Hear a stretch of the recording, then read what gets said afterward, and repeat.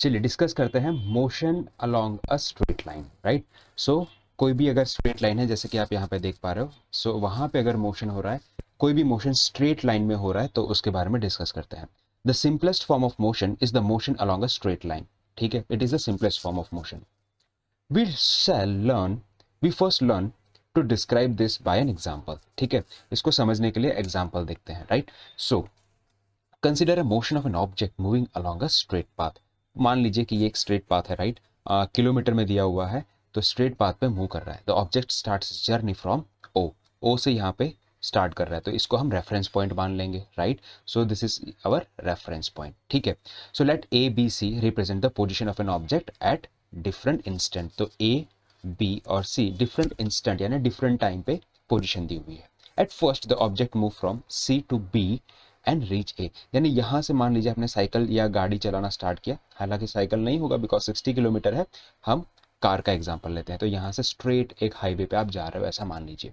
तो ए पे जाने के बाद, राइट, सो वेरियस डिस्टेंस है, क्या किया, ए पे जाने के बाद देन मूव बैक, फिर आपका मन किया कि चलिए अब चलते हैं वापस, तो आपने ऐसे वापस जाना स्टार्ट कर दिया और बी से होते हुए सी पर आप वापस आ गए। तो ये आपने जर्नी कवर की। तो चलिए डिस्कस करते हैं कि अगर ऐसी जर्नी आपने कवर की होती तो क्या क्या चीजें हमें ध्यान रखनी है।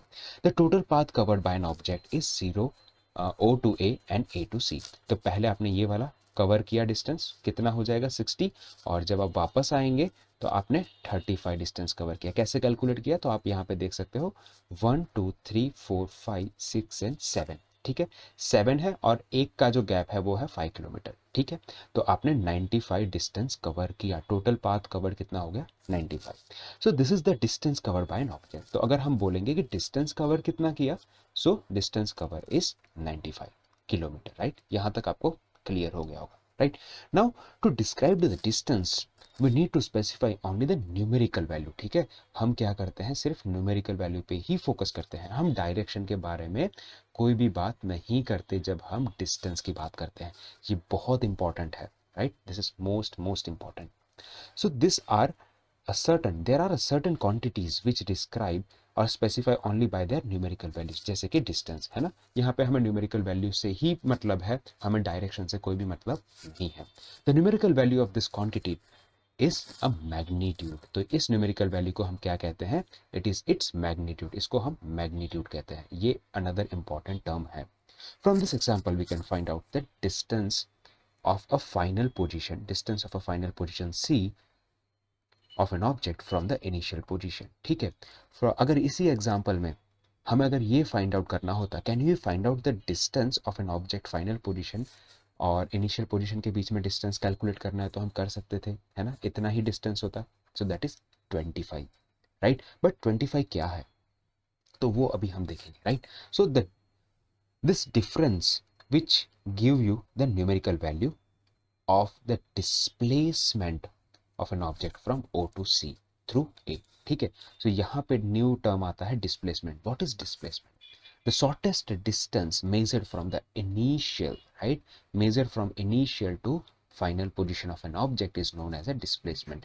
तो ये अनदर इंपॉर्टेंट की टर्म है जो आपको पता होनी चाहिए, क्योंकि displacement is the shortest distance between final position and initial position, right.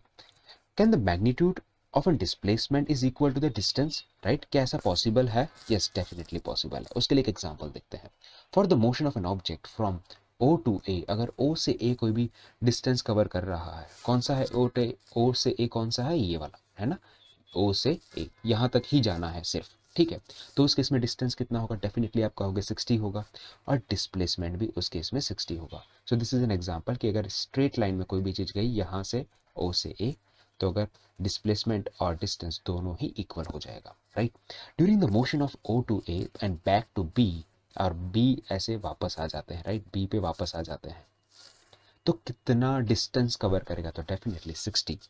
और बैक जब वापस करेंगे तो वो हो जाएगा +25।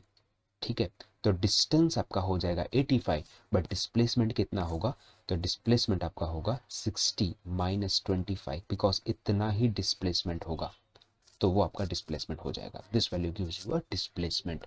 यहाँ पे आपको थोड़ा सा ध्यान रखना है, राइट। चलिए अब अगर हम बात करें कि डिस्प्लेसमेंट क्या है, तो displacement is the difference between, right, simple बताऊं तो final position with the initial position, ठीक है। सो this is the difference between final position and initial position. I hope ये आपको क्लियर होगा, ठीक है। सो ये एक्टिविटी है, ये आप कर सकते हो, ठीक है, बहुत सिंपल सी एक्टिविटी है, एक बार ट्राई कीजिएगा, ठीक है।